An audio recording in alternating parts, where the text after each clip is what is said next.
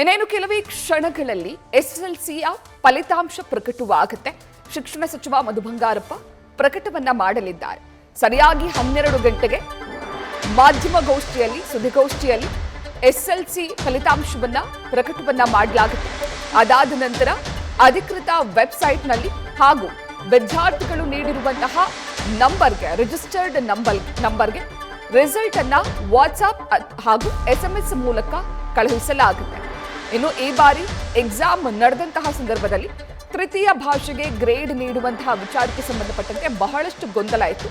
ಸದ್ಯ ಕೋರ್ಟ್ ಈ ಬಾರಿ ಅಂಕವನ್ನೇ ನೀಡೋದಕ್ಕೆ ಆದೇಶವನ್ನ ನೀಡಿರುವಂತಹ ಹಿನ್ನೆಲೆಯಲ್ಲಿ ತೃತೀಯ ಭಾಷೆಗೂ ಕೂಡ ಶಿಕ್ಷಣ ಇಲಾಖೆ ಈ ಬಾರಿ ಅಂಕವನ್ನೇ ನೀಡುತ್ತೆ.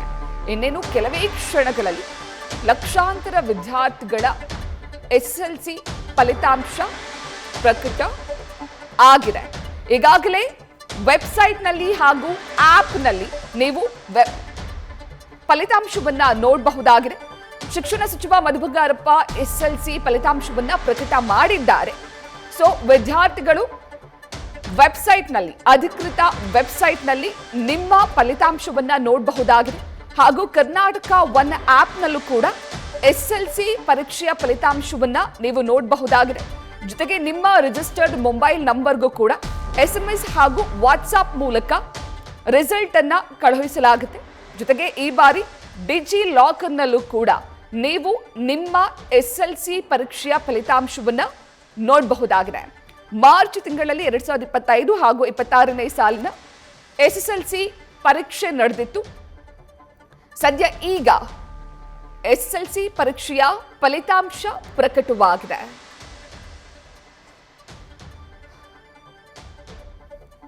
ಇನ್ನು ಸುಮಾರು 9 ಲಕ್ಷ ವಿದ್ಯಾರ್ಥಿಗಳು SSLC ಪರೀಕ್ಷೆಗೆ ತಮ್ಮ ಹೆಸರನ್ನ ನೋಂದಾಯಿಸಿಕೊಂಡಿದ್ರು. ಅದರಲ್ಲಿ 8 ಲಕ್ಷಕ್ಕೂ ಅಧಿಕ ವಿದ್ಯಾರ್ಥಿಗಳು ಈ ಬಾರಿ SSLC ಪರೀಕ್ಷೆಯನ್ನ ಬರೆದಿದ್ದಾರೆ.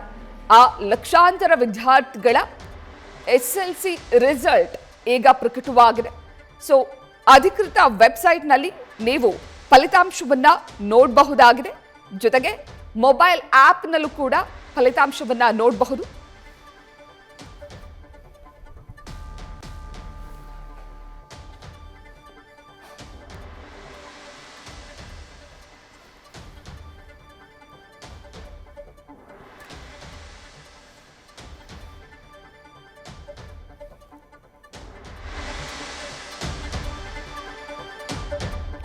ಎರಡ್ 2025 ಹಾಗೂ 26ನೇ ಶೈಕ್ಷಣಿಕ ಸಾಲಿನ SSLC ಪರೀಕ್ಷೆಯ ಫಲಿತಾಂಶ ಪ್ರಕಟವಾಗಿದೆ.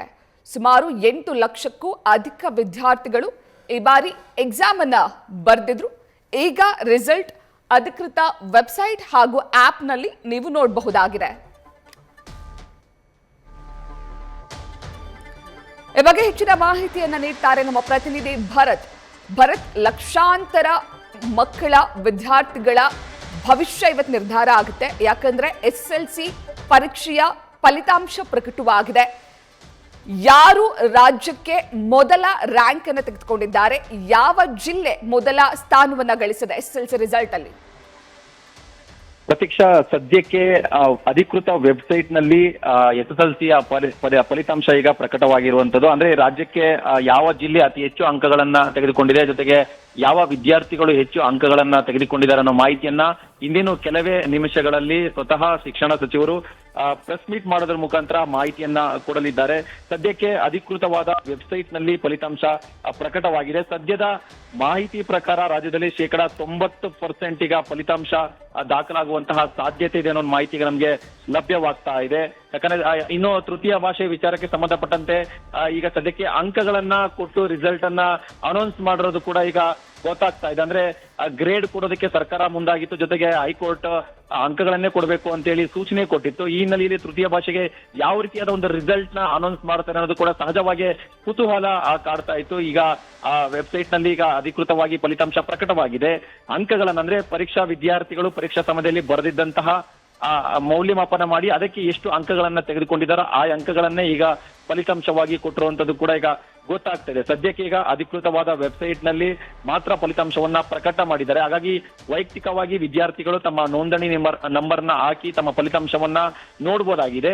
ಒಟ್ಟಾರೆ ಫಲಿತಾಂಶ ರಾಜ್ಯಕ್ಕೆ ಎಷ್ಟು ಬಂದಿದೆ, ಜೊತೆಗೆ ಯಾವ ಜಿಲ್ಲೆಯ ವಿದ್ಯಾರ್ಥಿಗಳು ಶೇಕಡಾವಾರು ಎಷ್ಟು ಪರ್ಸೆಂಟೇಜ್ ಅನ್ನ ತೆಗೆದುಕೊಂಡಿದ್ದಾರೆ ಅನ್ನೋ ಮಾಹಿತಿಯನ್ನ ಸ್ವತಃ ಈಗ ಶಿಕ್ಷಣ ಸಚಿವರು ಮಾಹಿತಿಯನ್ನ ಕೊಡಬೇಕಾಗಿದೆ. ಪ್ರತೀಕ್ಷಾ, ಭರತ್, ತೃತೀಯ ಭಾಷೆ ಹಿಂದಿ ಪರೀಕ್ಷೆಗೆ ಸಂಬಂಧಪಟ್ಟಂತೆ ಗ್ರೇಡ್ ನೀಡುವ ವಿಚಾರಕ್ಕೆ ಬಹಳಷ್ಟು ಗೊಂದಲ ಇತ್ತು.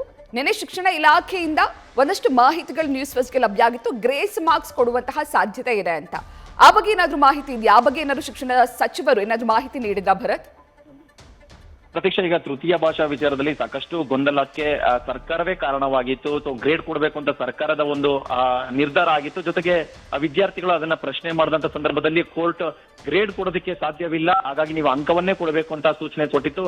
ಈ ನಿಟ್ಟಿನಲ್ಲಿ ಸರ್ಕಾರಕ್ಕೆ ಒಂದಿಷ್ಟು ಗೊಂದಲ ಏರ್ಪಟ್ಟಿದಂತೂ ನಿಜ. ಈ ಗೊಂದಲದನ್ನ ಯಾವ ರೀತಿ ಅವರು ಬಗೆಹರಿಸ್ತಾರೆ ಅನ್ನೋದು ಕೂಡ ಕುತೂಹಲ ಕಾಡ್ತಾ ಇದೆ. ಸದ್ಯದವರೆಗೂ ಕೂಡ ಸರ್ಕಾರ ಗ್ರೇಸ್ ಮಾರ್ಕ್ಸ್ ಕೊಟ್ಟಿದ್ಯಾ ಅಥವಾ ಕೊಟ್ಟಿಲ್ಲ ಅನ್ನೋದ್ರ ಬಗ್ಗೆ ಮಾಹಿತಿ ಸಿಗ್ತಾ ಇದೆ. ಯಾಕಂತ ಹೇಳಿದ್ರೆ ಈಗ ಒಟ್ಟಾರೆ ಫಲಿತಾಂಶವನ್ನಷ್ಟೇ ಪ್ರಕಟಣೆ ಮಾಡಿದ್ದಾರೆ, ಜೊತೆಗೆ ವೆಬ್ಸೈಟ್ ಫಲಿತಾಂಶವನ್ನ ಪ್ರಕಟಣೆ ಮಾಡಿದ್ದಾರೆ. ಆ ಫಲಿತಾಂಶದಲ್ಲಿ ತೃತೀಯ ಭಾಷೆಗೆ ಅಂಕಗಳನ್ನ ಕೊಟ್ಟಿರುವಂತದ್ದು ತಿಳಿದು ಬಂದಿದೆ. ಆದ್ರೆ ಇದರಲ್ಲಿ ಗ್ರೇಸ್ ಮಾರ್ಕ್ಸ್ ಒಳಗೊಂಡಿದೆಯಾ ಅಥವಾ ವಿದ್ಯಾರ್ಥಿಗಳು ಪರೀಕ್ಷೆಯನ್ನ ಬರೆದಂತ ಸಂದರ್ಭದಲ್ಲಿ ತಾವು ಎಷ್ಟು ಅಂಕಗಳನ್ನ ಗಳಿಸಿದ್ದಾರೋ ಅದೇ ಅಂಕವನ್ನ ಫಲಿತಾಂಶದಲ್ಲಿ ಕೊಟ್ಟಿದ್ದಾರೆ ಅನ್ನೋದ್ರ ಬಗ್ಗೆ ಈಗ ಸದ್ಯಕ್ಕೆ ಮಾಹಿತಿ ಸಿಗ್ತಾ ಇಲ್ಲ. ಯಾಕಂತ ಹೇಳಿದ್ರೆ ಇದನ್ನ ಸ್ವತಃ ಶಿಕ್ಷಣ ಸಚಿವರೇ ಈಗ ಕ್ಲಾರಿಫಿಕೇಶನ್ ಕೊಡಬೇಕಾಗಿದೆ.